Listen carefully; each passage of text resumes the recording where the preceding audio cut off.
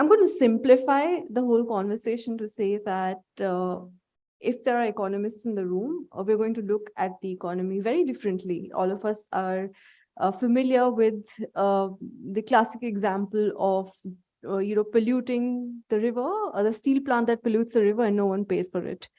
And what we're doing with the climate conversation is saying that, well, the problem has changed. The company that's dumping in the water is going to have to pay one way or the other.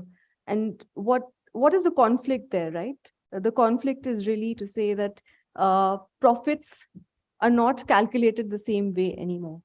And so therefore, what we're saying is that now who's going to pay for this?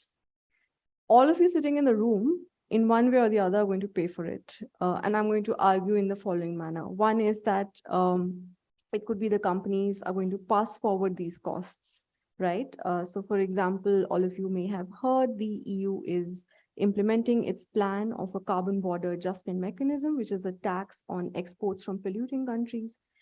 And many companies say that, well, we're going to pass the cost forward. So you and I, eventually, even if we're not sitting in Europe, are going to pay higher costs. And so who's going to help us pay for this transition, right? So many of you will also see there's a thrust towards EVs. The uptake is not quite high, but in times to come, that's going to be the direction we are going to move, even in mobility. So who's going to help us pay for that? Now, my answer to that is that off and on, when an economy is transitioning, and we've done this so many times before, we've talked about industrial transformation, we've talked about service-led economy. This happens through acquisition of skills and acquisition of means, and the state plays an important role.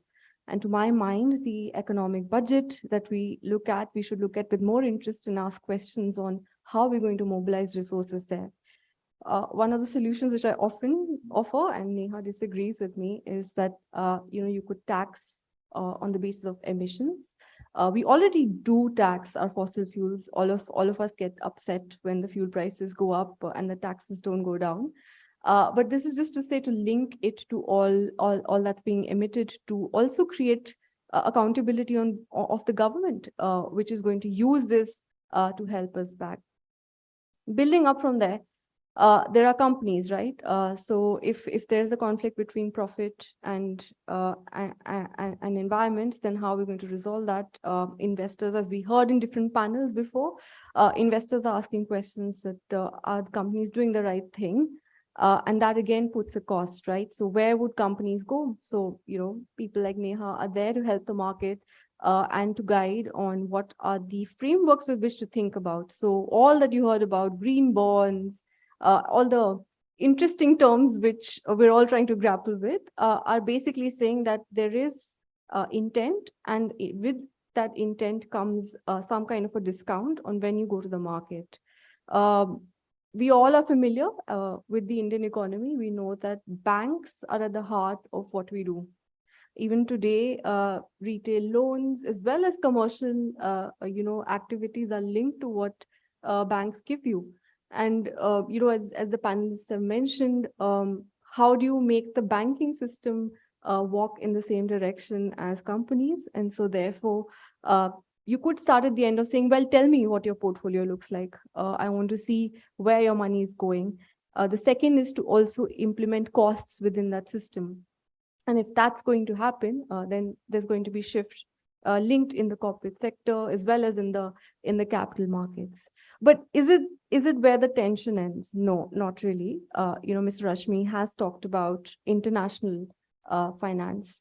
So a lot of you would have read articles saying that, well, India's historically not been the highest emitter. It has in its past, in fact, emitted low because of it having an economic structure that it has. And so therefore, who pays for this, right? So there are historical emissions. And so therefore, you also have the question of which country should pay. And that is a question which we ask at every COP. What we get in return is a nice little number which gets revised and bigger. And then we went from billions, and now we talk about trillions, and God knows what we'll talk about 5 years from now. But I think there's also the access of finance, which is this the concept of this panel is to also not talk about access of finance to consumers and companies, but also to countries. And so how do countries access money? One way to do it is to look at, historically, countries have looked at World Bank for loans.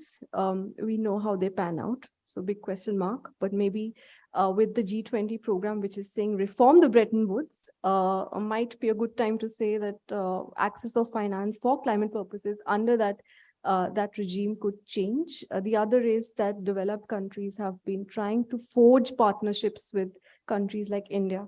And so therefore, I would say that, writing terms as per what countries like India, can do and should do, and in exchange for money is one other way to access finance. So I'll stop there and maybe